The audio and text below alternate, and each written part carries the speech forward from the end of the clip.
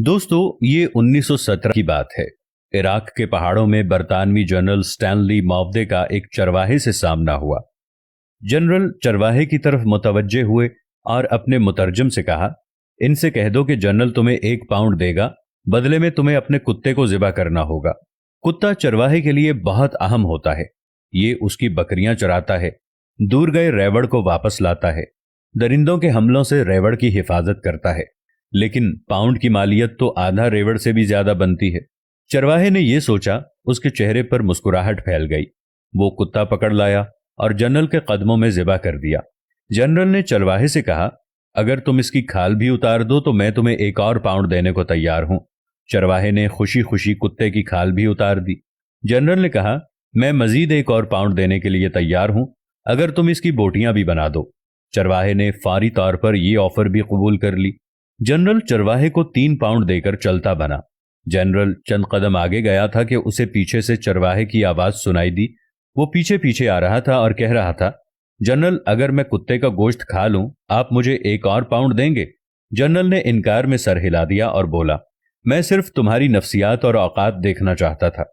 तुमने सिर्फ 3 पाउंड के लिए अपने मुहाफिज और दोस्त को ज़िबा कर दिया, इसकी खाल उतार दी, इसके टुकड़े किए, और चौथे पाउंड के लिए इसे खाने के लिए भी तैयार हो। और यही चीज मुझे नहीं चाहिए। फिर जनरल अपने साथियों से मुखातिब हुआ और कहने लगा, इस कौम के लोगों की सोचें ये हैं, लिहाजा तुम्हें इनसे खौफजदा होने की जरूरत नहीं है। आज यही हाल मुस्लिम मुल्कों और मुआशरों का है।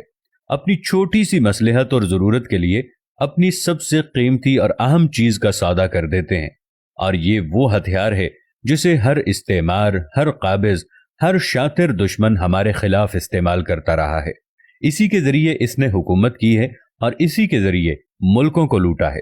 आज हमारे दरमियान, हमारे मुल्कों में कितने ही ऐसे चरवाहे हैं जो न सिर्फ कुत्ते का गोश्त खाने के लिए तैयार हैं, बल्कि अपने हमवतन भाइयों का गोश्त खा रहे हैं और चंद टकों के एवज अपना वतन बेच रहे हैं। ये वाकया डॉक्टर अली अलवरदी की अरबी किताब लम्हातुल इज्तिमाइया मिन तारीखिल इराक से लिया गया है, लेकिन मौजूदा हालात पर बिल्कुल फिट बैठता है।